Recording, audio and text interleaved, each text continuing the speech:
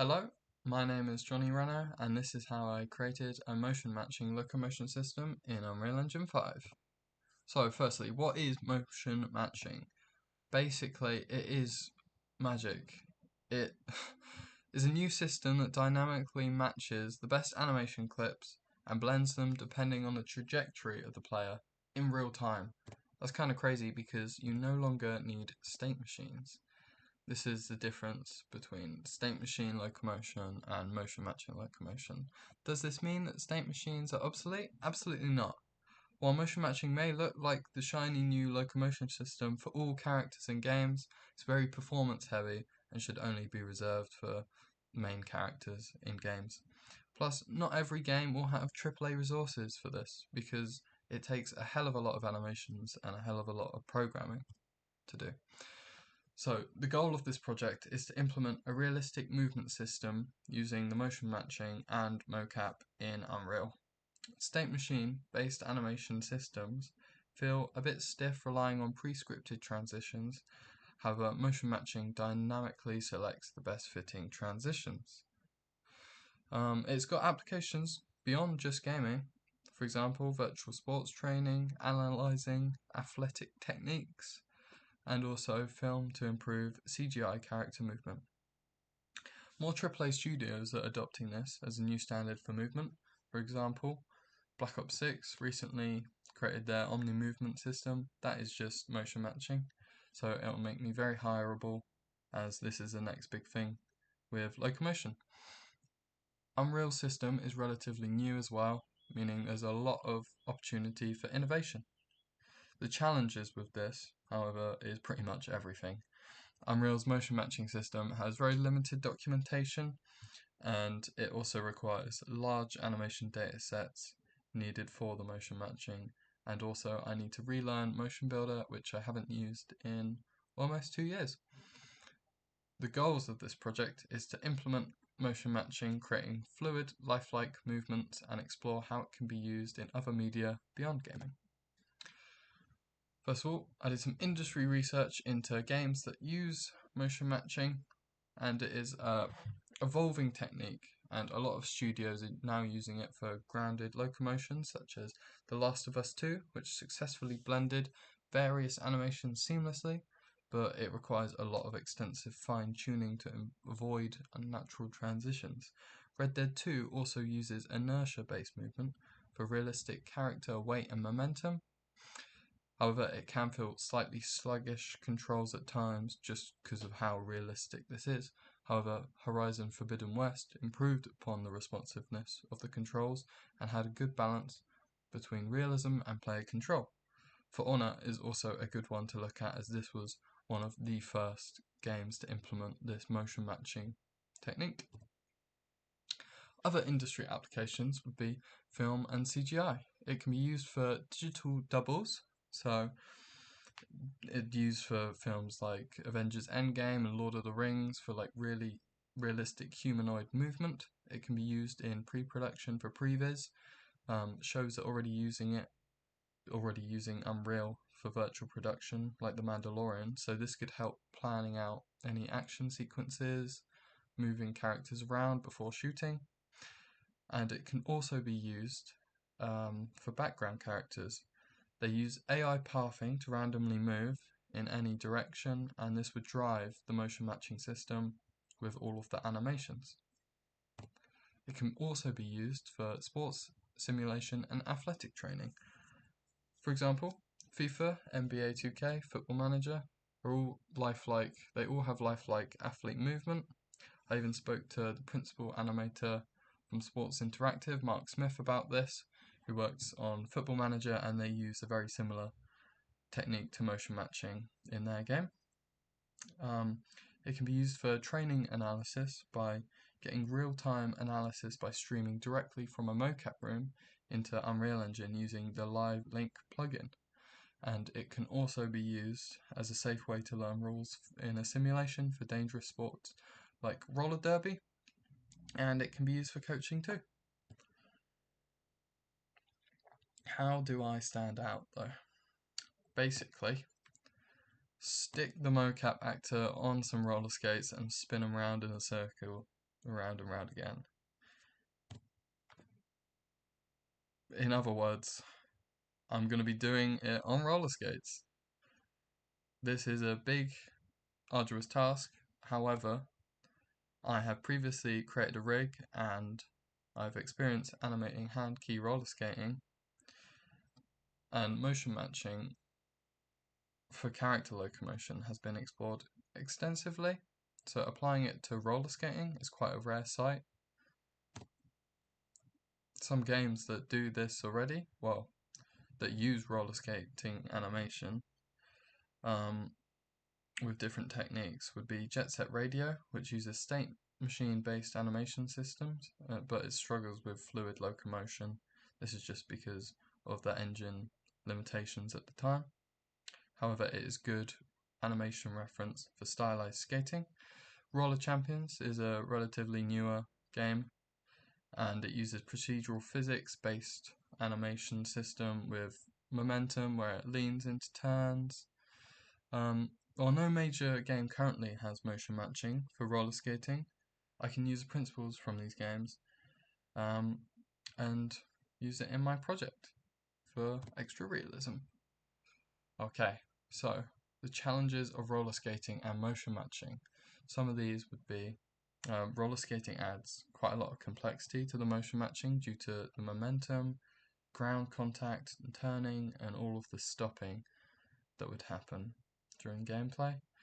The Unreal Motion Matching Sample project uses over 500 animations. However, due to the limited amount of time, I'm only going to aim for about 25 animations to support the locomotion movements.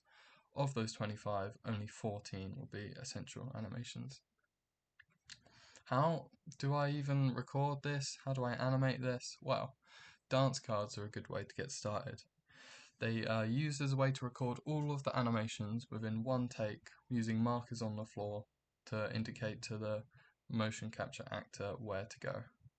However, as I'll talk about later on, the mocap stage was quite small, so I ended up having to record these actions individually. I studied some GDC talks from Naughty Dog and Rockstar which use motion matching in their games, as well as some Unreal documentation, skating, physics tutorials and mocap references from pro skaters to help inform me of the implementation. So some of the project challenges with this would be mocap struggles with skate tracking due to the big skate boots. The markers aren't exactly where they should be on the foot, so there is a bit more cleanup to be done with the feet tracking. Also, spongy floors in the mocap room and limited space might not give the animations the realism that it needs. Not using MotionBuilder for a long time will also slow my cleanup, and also sparse tutorials online as well as Unreal's documentation being quite sparse meant I had to build the motion matching system mostly from scratch, guided by that sample project.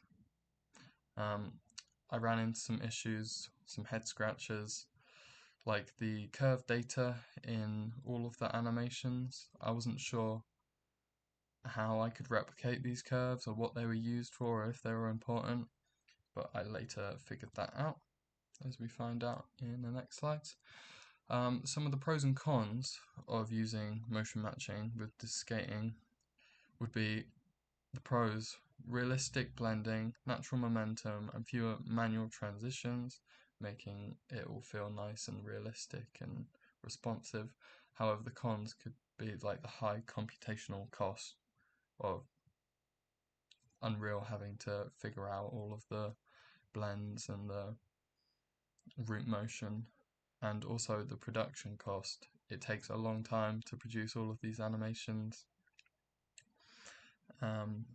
And also, why can't I just use Lyra or the Advanced Locomotion System? Well, I didn't want to do this as these are no longer emergent, so that's why I didn't do that. What does my roadmap look like? Okay, so I've split it up into 8 weeks of sprints. The first week was research, finding all the tutorials and talks and stuff. The second week was prototyping, using Unreal Mannequin, finding some basic animations and just trying to set up the system, replicate it. The third week would be recording in the mocap studios, getting all the animations that I need. The fourth week would be applying all of them, implementing all of them into the engine, getting them set up. And then fifth week, polishing those animations. Sixth week, recording even more animations, extra things like pivots and stops and longer loops and such. And then seventh week, polishing all of those. And the eighth week, documentation. My Moscow analysis, my must-haves, would be the coarse gating motion matching system with smooth blending. I want to have 14 plus custom animations using the rig that I created. I want to have seamless transitions and some basic debugging tools. The should-haves would be some leaning mechanics, high quality mocap data, more animations, advanced turning, and some basic cloth and hair simulation. Some could-haves, procedural speed adjustments, responsive controls, surface-based behavior and diverse stopping animations. And some won't-haves would be, it's not going to be a full game packed with features like uneven terrain, having a trick system or anything, or skating backwards or sideways in a lateral skating motion. Some of my strengths for this would be my experience with Unreal Engine blueprints. I've already rigged the roller skating character and I have experience animating roller skating. I've got access to the mocap studio and pretty good animation knowledge. Some of my weaknesses, however, is the fact that I haven't used MotionBuilder or done mocap in 2 years, so cleanup will be time consuming, having to just relearn everything again. However, this is a really good opportunity for me to grow my skills in MotionBuilder, increase my job potential at studios as more studios are adopting motion matching, so this would look really good on a portfolio. Some of the threats, however, would be motion matching demands many animations, so taking the time to do all of those animations quite time consuming, as well as finding a skilled enough motion capture actor that is good enough on roller skates might be difficult. I also made an asset list and found that only 14 animations were necessary for the system to get working. However, I wanted to include 23 animations to allow for more variety in animations. So, some MotionBuilder research, just be that the tutorials I've found, some that would help me, such as root motion constraints. I'd have to do a lot of root motion animation, so if I could constrain them to the hips, that would save me a lot of time, as well as just tutorials to refresh me on MotionBuilder. I've done some pros and cons on MotionBuilder. A lot of the pros is that it is industry standard, it can handle large scenes with a lot of different takes. That's very useful. However, it is very old and clunky software with limited documentation, and of course I haven't used it in a while. So, without further ado, here is the first prototype. The biggest challenge with this was setting up the animation curves, as I mentioned earlier. The sparse documents online and tutorials, it felt like a hidden tool. I had to open the Windows tab and then open animation modifiers menu, so it was hidden a little bit, but I managed to set up all of the blueprints in this prototype file with all of the foot and the hip data, and it all uses that. And in the second prototype, Unreal, however, I set up all of my animations that I recorded in the mocap studio. However, they are not coming through, as you can see in this video here, very well. This was because of the root bone the route trajectory couldn't be read due to the misaligned joint in the rig from Maya. Basically, the orientation was flipped upside down, so Unreal couldn't determine the trajectory of it. And after a week of debugging, I managed to fix it. Once it was fixed, once all the root motion was done, it all worked. However, I did need to re-record a lot of the motion capture data in a bigger, because the mocap room was so small. Instead of doing all of the animations in one take, as you can see in the top right, I was only able to get a couple footsteps from the motion capture actor before they had to stop when they reached the next marker. So I did all of the animation takes in their own individual take instead of all together, because otherwise it would have led to short unnatural animations and it just caused poor in-engine blending. And this is what it looks like with more room in the mocap studio. It worked and transitioned into all of the animations. However, it did lack a bit of realism. It didn't feel like you were roller skating. It just sort of looked a bit not good. I managed to fix this by tweaking the braking friction and sync the animation speed with the player velocity for realistic skating feel. I also fixed any loop issues in MotionBuilder. I improved blending and I added a dynamic stopping behavior where the character leans further backwards when they stop at higher speeds, as you can see like there. I also added some hair physics for the ponytail and some skirt cloth simulation for an extra layer of realism. Finally, I'm pleased with how this project challenged me technically and creatively. It deepened my understanding of motion matching and Unreal's animation systems. Some key lessons were being able to flexibly plan, manage future scope, and also deepen my understanding of root motion. Despite some areas for improvement, I'm proud of the outcome. Finally, thank you for listening. Feel free to add me on LinkedIn, Johnny Renault. And that was motion matching.